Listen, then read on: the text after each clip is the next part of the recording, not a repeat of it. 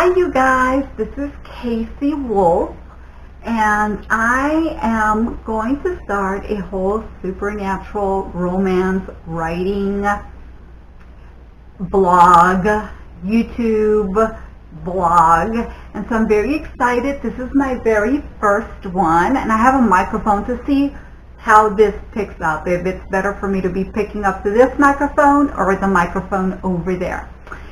So I love supernatural stories. I love anything that's metaphysical, supernatural. I love that realm. I've had a lot of experiences with that growing up as a child, seeing spirits all the way up to my teenage years.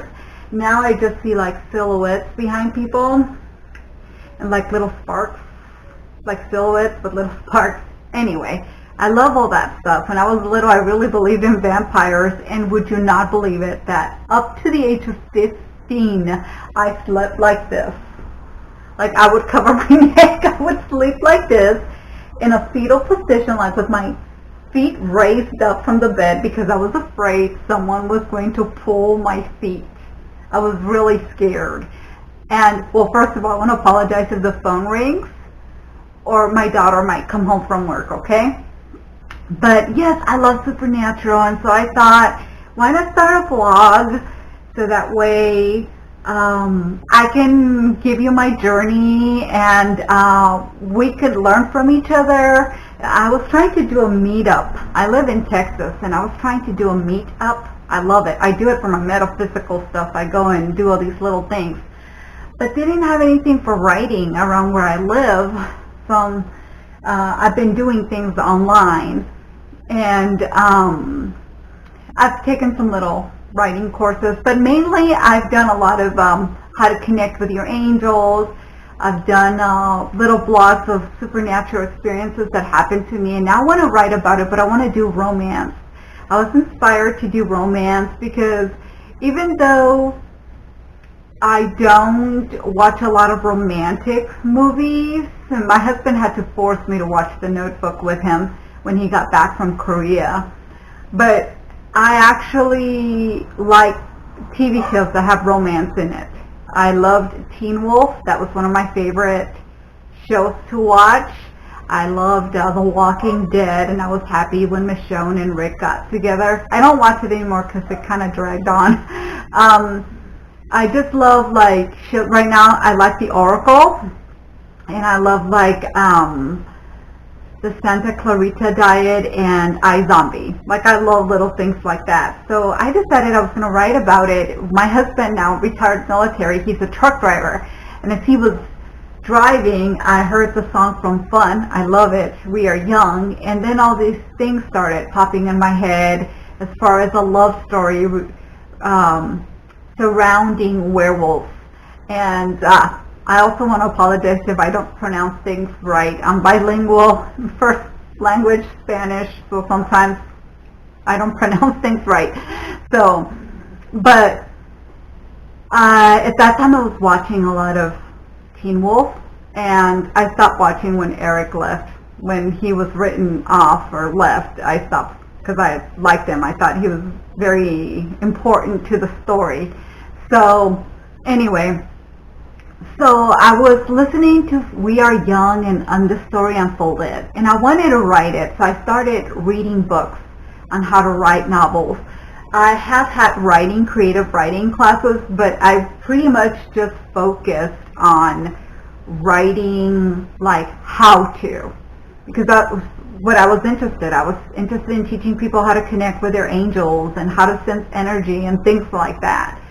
So now I want to write, and hopefully I'll be able to write a book on a love story regarding the supernatural, when someone passes over, or, you know, some kind of supernatural story. But this one I want it to be a romance novel. That's why I named my blog and my website Cassey Wolfe, Supernatural Romance Writer.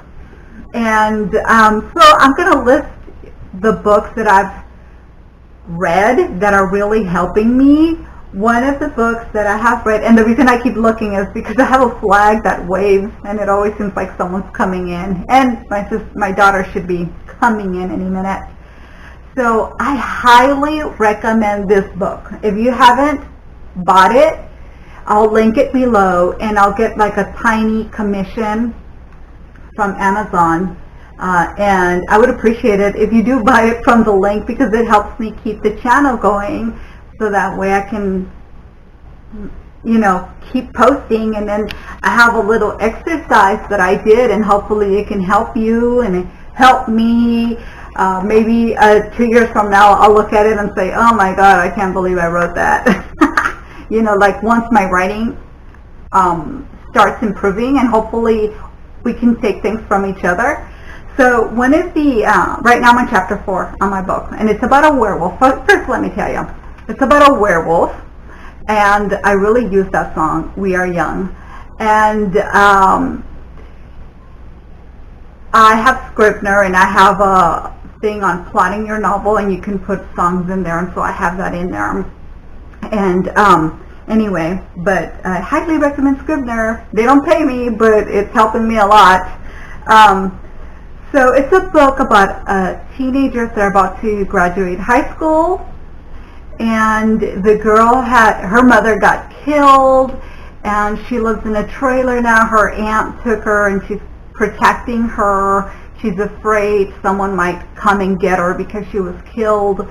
Her mother was killed by trackers, hunters, and so she's trying to protect her, and she's pretty much always told my character, we have to be safe as to who can come around you. So they moved to this like tiny little town, and now that she's a teenager, she's always had a crush on this guy, and she's always had a best friend who's always been there for her.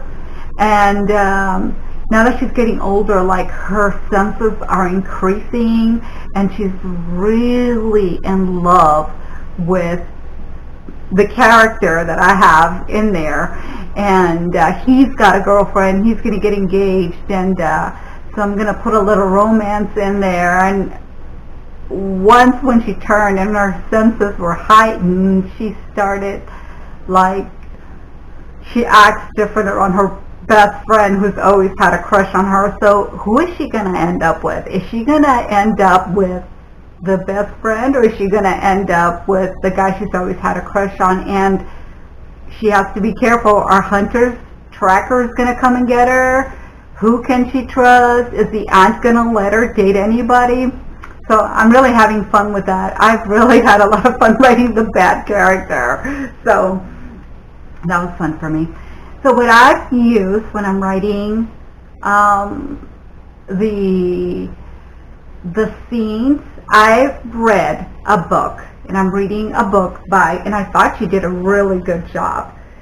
I have the book from S.A. Soule, S-O-U-L-E, and I'll link it below. Right now I'm reading the Writer's Guide to Character Emotion, and she really emphasizes on how to do deep POV, deep point of view. And she emphasizes on not doing telling. Now she does say there are certain times when you want to speed things up and you do like quick telling as far as doing backstory or just something quick. But if you want the reader to really be in the story and become your character, you have to write in deep POV, and I really believe in that too. And so, plus I'm a person that feels a lot. I get emotional right away.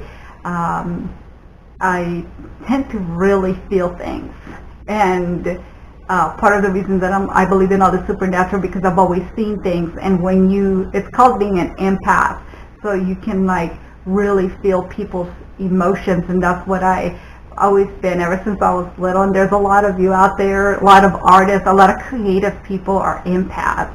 You know, you tend to feel things deeply, and so I feel that tells a story. Now I also know that later on, the deeper we get into the story, I'm not going to be dwelling in the essence of how the person feels, because the first time she sees them or before they even hook up or anything, I know she's going to be like in this dreamlike fantasy, or he, as to how they see this person they're interested in. It's always going to be like a fantasy or fairy tale or dreamlike daydream thing.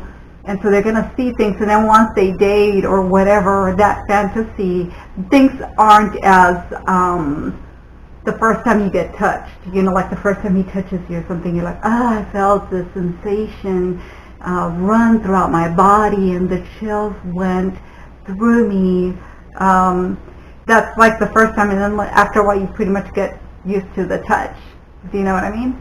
Or it has to be something for it to be amplified again. It could be something as to where you get into an argument or something and you're really upset, and they try to comfort you, and how they touch you also affects how you're going to perceive that. So let's say you're with your boyfriend for 2 years, so by now you're pretty much used to him touching your shoulder, but if you get into a big argument or something and he comes over and hugs you, you're going to feel that emotion again.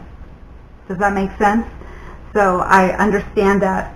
And I really recommend, the one thing that everybody recommends is also the emotion Thesaurus, and that one is written by Angela Ackerman and Becca Puglisi. I'll list that below. I recommend that one because it lets you know about emotions, about how people feel, what is going on with them. She'll also go in there, like, let's say if I'm nervous, she'll be showing you what goes on with your outward appearance or what you're doing outwardly, and then she'll show also the emotions or sensations going on within you, and then what it can lead to. So and that's the important thing, because I've read a lot of books that do a lot of telling, and I don't like it. If it keeps doing it, I just stop it. I stop reading the book. Like she'll say, well, what are the big things that I have realized as I'm reading all these books is just write what you would see. Does that make any sense? So like when your boss or someone, you know, when your boss or someone you know comes in upset or they're pissed off, you can tell by reading their cues, their body, how their body language is being displayed, right? That's pretty much what you have to do as a writer. You have to display the cues.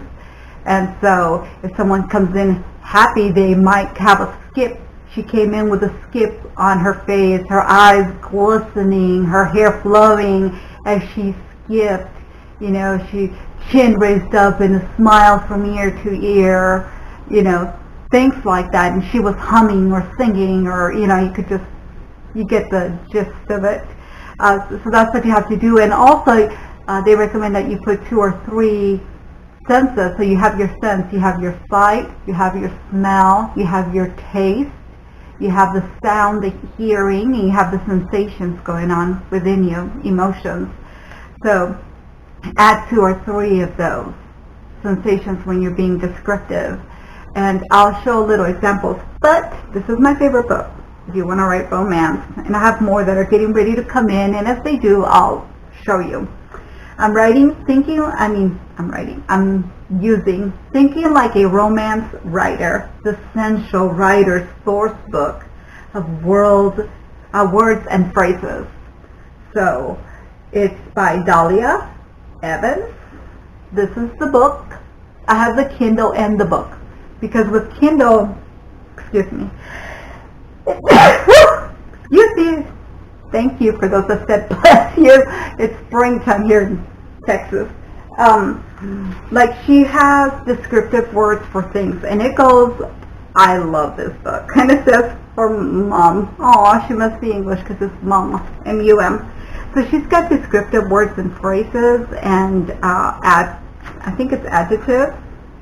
So she's got root words, adjectives, descriptive combinations, verbs, things that this particular item can do, verbs, things that can be done with this particular item, and then like descriptive phrases. So in there she's got like descriptive words for hair, head, face, eyes, nose, mouth, tongue, teeth, lips, jaw, neck, shoulders, chest, breast, nipples, heart, arms, hands, fingers, back, bottom, abdomen, stomach, hips, waist, penis, vulva, thighs, legs, feet, body, skin. What else? Senses, feelings, facial expressions, voice, breathing, kissing, sex. She's got a whole thing so you don't write said, he said, she said. She's got like a whole list of things you can use instead.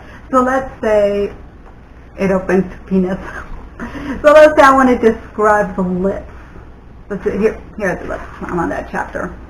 So it says adjectives: curvy, petite, feminine. You can use those. I don't want to use them all because it's her book. So descriptive combinations: angular. We're going for lips. Let me see.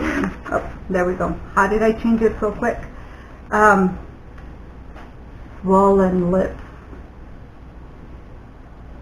full bottom lip, lingering lips. Here comes my daughter. Hi, Mama. Hello. I'm doing my video again. Oh, okay. I've done this video like 3 times, so I want to get it perfect. Verbs: entice, kissed, moistened, like she's got little things like that. Verbs that can be done to the lips: suck, bit, nipped at. So she's got all these little things, and I highly recommend this book. I use it a lot. If you want to learn how to write deep POV instead of shallow, I recommend all of S.A. Soule's books. You can buy them. You can buy them on Kindle, or you can buy them. My only thing I don't like that she didn't do, most of the time if you can buy a book on Kindle and they have it on Audible, is the person who wrote it, they can give you a discount. So they'll say, buy the book on Kindle for $4.99 and you can get the Audible for $1.99, anywhere from $1.99 to $7.99. She didn't do that. She wants the full price for her Audible. I like to do the Audibles just in case I'm doing something I'm still learning. That's the only thing.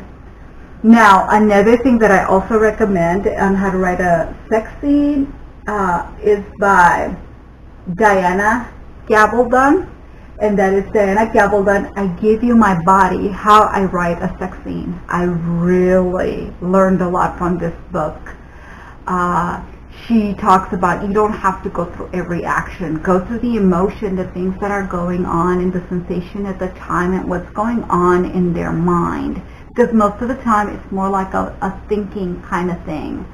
So I really like that. She's like, don't have to go into detail of everything that's going on. That's the misconception.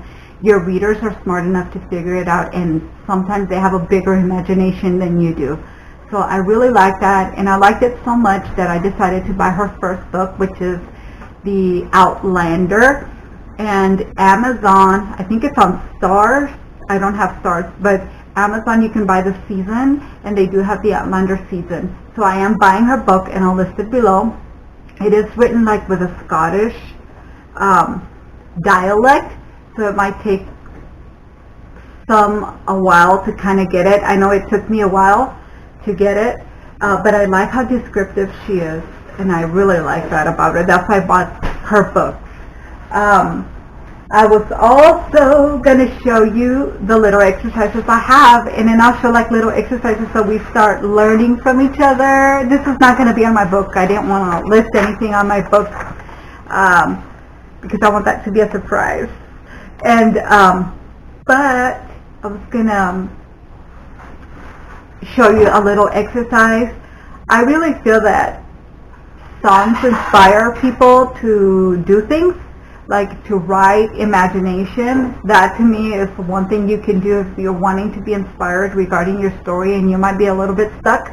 Another one is walking in nature. It really helps bring up your imagination for some reason. It does to me, and it's a twofer if you are listening to something and walking, just be careful when you're walking. You don't want to have your headphones and there's a train behind you or a car honking at you. Just always be careful when you do that. But that's what inspires me, or just even reading other books, or meditating is another one that can help you. Or before you go to sleep, you would be surprised how many ideas come to you before you go to sleep, because your mind is in an altered state. So you're pretty much like just winding down. Or when you wake up, and write those ideas down, because you think you're going to remember and you forget. I know that happens to me a lot. So I wanted to give you a little example. And here is, I'm going to show you a shallow writing. And so the first one goes, this is shallow writing exercise. And it helps me, and it's going to help you hopefully. And for those of you that are advanced, it's probably, if you can come up with a better one, then go for it. You know what I mean? And I know probably in a year from now, I'm probably going to improve from this. So I put, this is shallow writing. Every time I saw Eric, I became nervous. I could never stop staring at him. It was as if my eyes became glued to him. I knew he hit the gym, judging by his tight muscles. May I take your order? Black coffee. That'll be $5. He swiped his card and left. One day, he was going to be mine. So this is shallow writing. And you'll have to excuse me. I express myself a lot, and I move my hands, and I make faces, and that's just me, okay? That's how I am. God, these allergies. Things are starting to bloom down here, and pollen's everywhere. Okay. So I have another one that I did, and this one says, this one's more deep pop. Eric came in for his morning coffee, 9 a.m. sharp, punctual as usual. The soft lights in the shop gently kissed the highlights on his high cheekbones, square jaw and Greek nose. His eyes glistened like blue topaz. It was as though Michelangelo had meticulously chiseled his 6'3" godlike physique, muscles and curves in all the right places. His golden tan was like honey, and I wanted to taste it. My knees trembled and my heart palpitated with excitement. A rush of heat crept to the center of my body, my stomach churning like the heavy whipping cream machine for lattes. I gave myself a shake. Hi, Eric. What's your craving today? Black coffee, no sugar, no cream. He smiled, pulling out his wallet from his form-fitting jeans. I drank his scent of cedarwood and honey, awakening the animal in me. Control yourself, Rose. He swiped his card, took his coffee, and waved. See you tomorrow, Rose. Jubilance consumed me. I loved it when he said my name. The scenery as he left was breathtaking. One day, Eric, you'll be mine. So that's the first one I did, and then this one I'm trying to do more metaphorically and see how this goes. Like winter, lifeless browns and grays decorated the coffee shop, swallowing the morning's atmosphere. At 9 a.m. sharp, brightness consumed it. Eric walked in, the sun following, radiating light from every pore in his olive skin, highlighting and dropping shadows, accentuating his godlike physique. The sun's fire lit my internal furnace.